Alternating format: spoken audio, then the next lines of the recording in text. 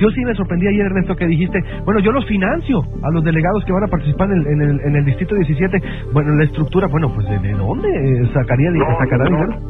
Yo creo, Luis Alberto, que hay una manera. A través de un escueto comunicado de prensa, el organismo dependiente de la Secretaría de Economía, ProMéxico, informó que Ernesto de Lucas Hopkins presentó su renuncia al presidente Enrique Peña Nieto al cargo de director de dicho organismo.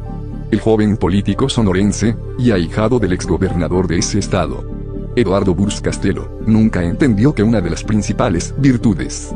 que exige Peña Nieto a sus colaboradores de confianza es la discreción y el trabajo eficiente, sin llamar la atención ni levantar ningún tipo de sospechas, hasta que ya el golpe ha sido asestado de manera contundente, tal como sucedió con la caída de Elba Ester Gordillo y su retiro fulminante como lideresa vitalicia del CENTE. Para quienes lo conocen, Ernesto el Pato de Lucas fue víctima de su propia lengua y de su inmadurez política. Sus allegados reconocen que se sintió con los arrojos suficientes para conducirse por la libre,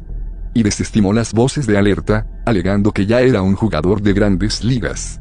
Todo esto lo metió en un brete que ocasionó su renuncia forzada de ProMéxico, a tan solo 4 meses de haber asumido esa responsabilidad, y que le ganó la enemistad del senador sonorense Ernesto Gándara, quien se menciona como uno de los posibles candidatos del PRI a la gubernatura de Sonora para el 2015. El primer desencuentro que tuvo Ernesto de Lucas con la presidencia de la República se dio luego de que el exfuncionario sonorense alardeó y gritó a los 4 vientos en Hermosillo que él se encargaría de todos los gastos para llevar una comitiva de más de 100 sonorenses a la Asamblea Nacional del PRI, que se celebró en marzo pasado aquí, en la Ciudad de México. Esta acción le ocasionó una severa llamada de atención del secretario de Hacienda, Luis Videgaray, y a partir de ese momento, ordenó un marcaje personal en contra de Ernesto de Lucas, para evitar una mala utilización de recursos públicos de ProMéxico en beneficio del político sonorense. Esta lectura fue rápidamente aprovechada por el senador sonorense Ernesto Gándara,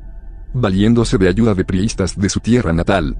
y con sus contactos en la Ciudad de México, le fue documentando una a una las presuntas irregularidades cometidas por de Lucas Hopkins, mientras seguía al frente de ProMéxico.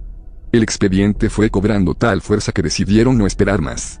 y el senador Gándara hizo llegar el expediente al escritorio de Luis Videgaray, a través de un emisario cercano a ambos políticos, con un cúmulo de irregularidades muy bien documentadas,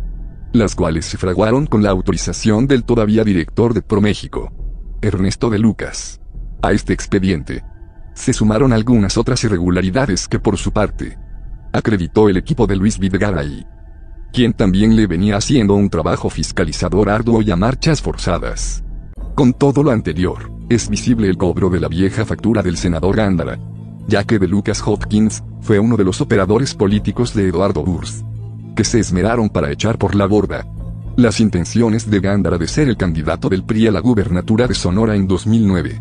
donde en la elección interna perdió de manera abrumadora frente a Alfonso Elías Serrano,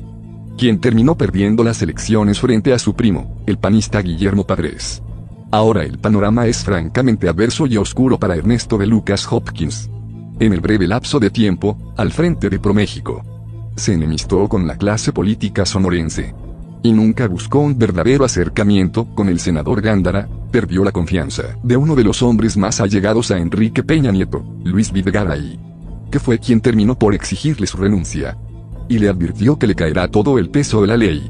si se empecina en jugar con las señales equivocadas, para evitar cualquier duda, y como una prueba de que Peña Nieto busca no dejar cabos sueltos en su administración. La PGR ya tiene una copia de este expediente,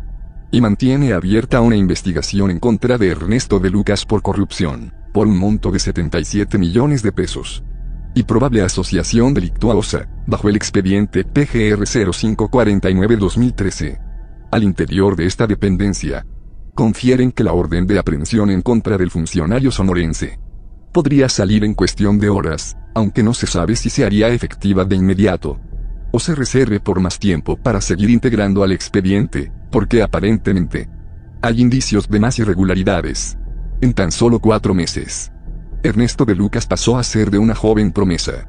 a una pesada carga que el gobierno federal No estuvo dispuesta a soportar por mucho tiempo, y en su natal Sonora. No tiene cabida en el equipo del senador Gándara, quien se mantiene trabajando en su posicionamiento.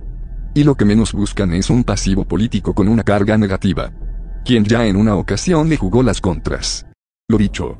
Ernesto de Lucas cavó su propia tumba política y las alas artificiales que en un principio lo elevaron a las nubes en poco tiempo, hoy lo llevan de regreso a una estrepitosa caída libre y en picada.